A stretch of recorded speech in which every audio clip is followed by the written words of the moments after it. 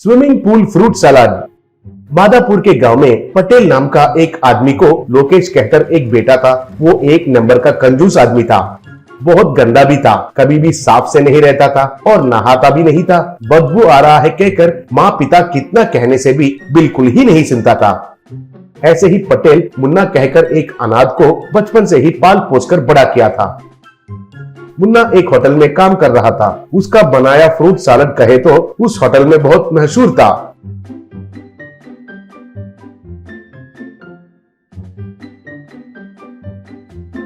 लेकिन उसमें दीपक कहकर एक मैनेजर बहुत बुरा आदमी था। मुन्ना के ऊपर ईर्ष्या से उसे काम से निकाल दिया था। एक दिन लोकेश को ढूंढते हुए मुन्ना आया।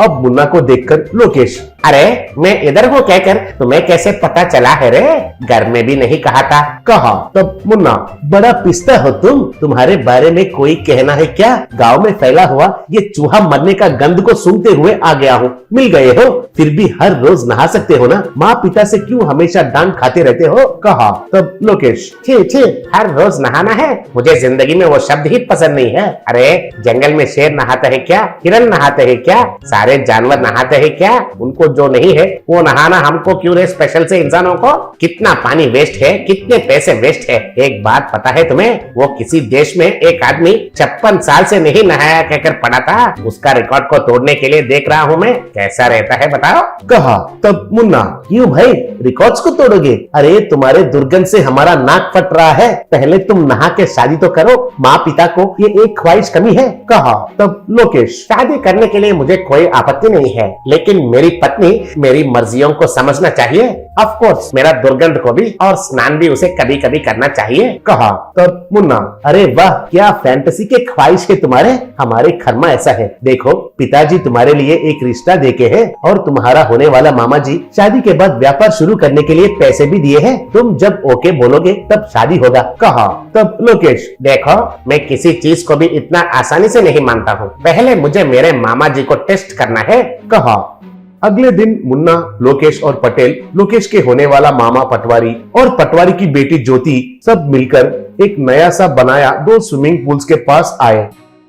तब पटवारी से उनकी बेटी ज्योति, पिताजी 2-2 स्विमिंग पूल्स क्यों? एक काफी होगा ना? बोली। तब लोकेश, 2 होना चाहिए, 2 होना चाहिए। इस एरिया में कुत्ते ज्यादा है, कभी कभी स्विमिंग पूल में उतरकर पानी को खराब कर देते हैं, इसलिए सेफ्टी के लिए और एक तो चाहिए। क्यों पिताजी?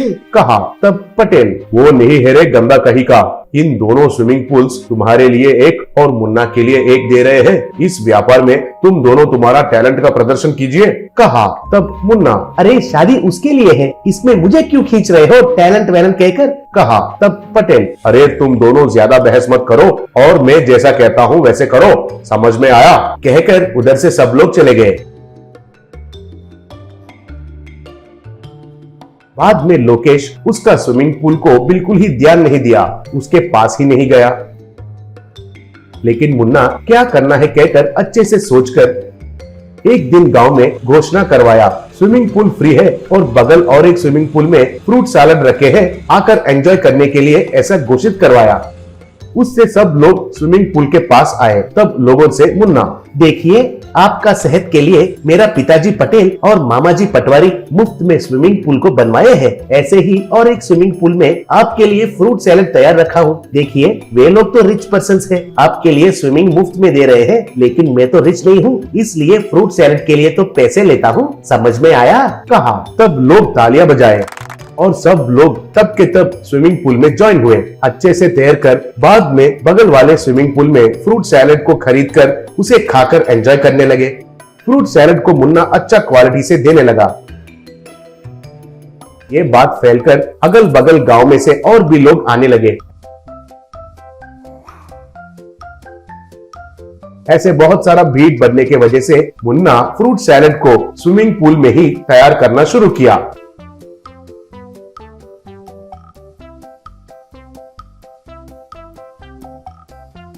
ऐसे कुछ ही दिनों में स्विमिंग पूल फ्रूट सैलेड बहुत मशहूर बन गया और स्विमिंग पूल के वजह से अगल बगल गांव में पटवारी को अच्छा नाम भी मिला। बाद में पटवारी इलेक्शंस में प्रेसिडेंट जैसा भी जीत गया।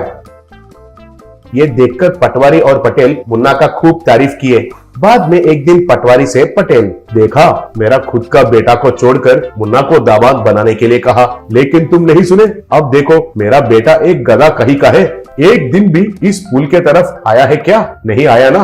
मुन्ना अकेला ही उसका स्विमिंग पूल को ही नहीं, मेरा बेटा गधा का स्विमिंग पूल को भी व्यस्त रखा। इतना ही नहीं, लोगों में उसका फ्रूट सैलेड को और हमें इतना नाम भी मिलाया है। तुम प्रेसिडेंट भी बन गए हो। मुन्ना अनाथ हो सकता है, लेकिन मेरा परवरिश में बड़ा हुआ है, वो भी मेरा बेटा है। अब क्या कहते हो, मुन्ना से तुम्हारी बेटी का शादी कराओगे कि नहीं? पूछा। तब पटवारी खुशी से मानकर मुन्ना को उसकी बेटी को देकर शादी मनाया। Mini tractor trolley mini petrol pump. एक गांव में पन्ना लाल नाम का एक मिस्त्री रहता था। वो बहुत प्रतिभाशाली था। घर बनाते समय इंजीनियर्स भी पन्ना लाल के पास आकर सलाह लेते थे। वो हमेशा अपने काम में ही मगन रहता था। वो जो भी पैसे कमाता था, कोई उससे मांगता तो उसे दान में दे देता था। पन्ना लाल की पत्नी रोहिणी, अरे गांव में सबके लिए अब बढ़िया घर बनाकर देते हो और हमारे रहने के लिए इस झोपड़ी के अलावा और कुछ भी नहीं है। और 2 महीनों में बारिश का मौसम शुरू हो जाएगा, तब अपने सारे घर में पानी भर जाएगा। अब जरा उस अशोक को तो देखो, उसकी उम्र आपके अनुभव से कम है। उसने 2 साल पहले मिस्त्री का काम शुरू किया था और तभी वो 2 मंजिलों का मकान बना चुका है। अभी अभी उसकी पत्नी ने आकर गृह प्रवेश के लिए निमंत्रण देकर गई है। लगता है जिंदगी में हम इतना बड़ा घर कभी नहीं बना सकते। हाँ, सब मेरी किस्मत है। तब पन्ना लाल, तुम्हें कितनी बार कहा है रोहिणी कि यूं रोना धोना बंद करो। अरे बारिश के मौसम के लिए 2 महीने है ना, मैं कोई ना कोई बंदोबस्त करता हूँ। पन्ना लाल जो घर बना रहा था, उसके लिए ईंट सप्लाई करने वाले कॉन्ट्रैक्टर विक्रम से जाकर उसने सारी बात बताई और फिर विक्रम से, भैया ये मेरे खुद के घर के लिए है, जरा देखकर कुछ ईंट भेजना मेरे घर।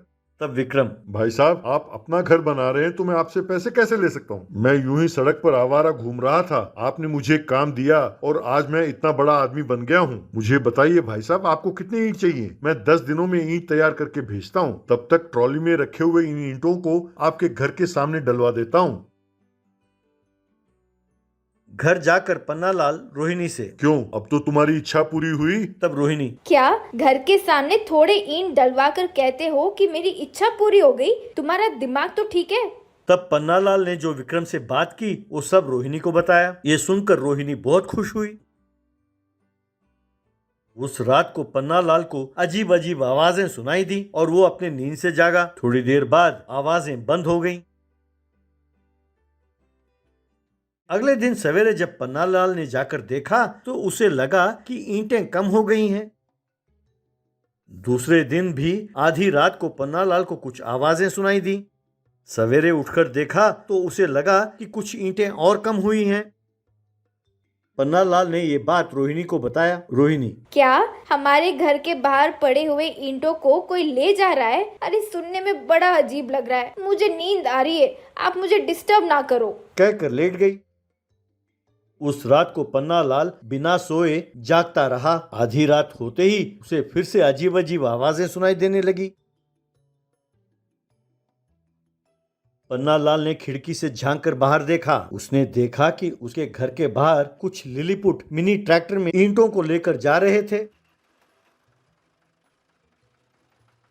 पन्ना लाल ये देखने के लिए कि ये कर क्या रहे हैं, उनके पीछे पीछे जाने लगा।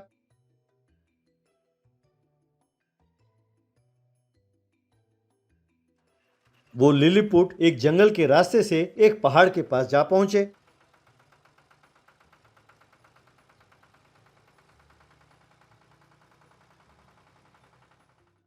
उनके वहां पहुंचते ही पहाड़ में से एक दरवाजा खुला। ये सब लिलीपुट ट्रैक्टर के साथ उस दरवाजे के अंदर चले गए। पन्ना लाल भी उनके पीछे पीछे चला गया।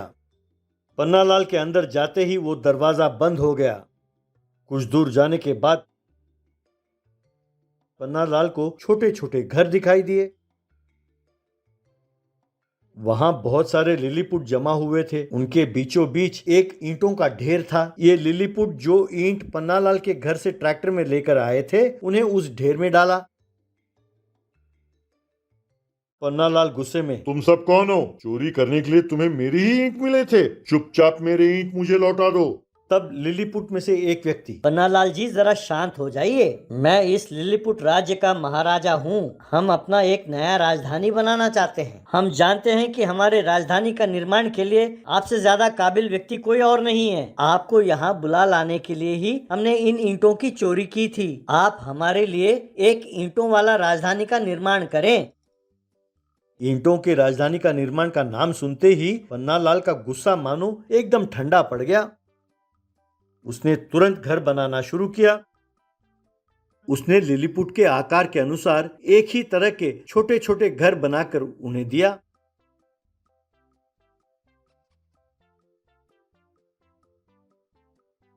उसने ईंटों के सड़क, ईंटों का बना ट्रैक्टर ट्रॉली, पेट्रोल पंप सब का निर्माण किया।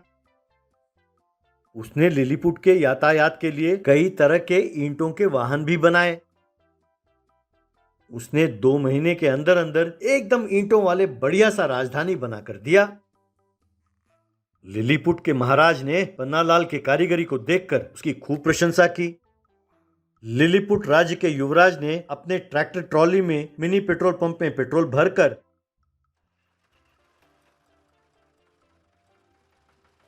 अपने दोस्तों को साथ पन्नालाल को भी ट्रैक्टर में बिठाया और सारे राज्य का चक्कर लगाया।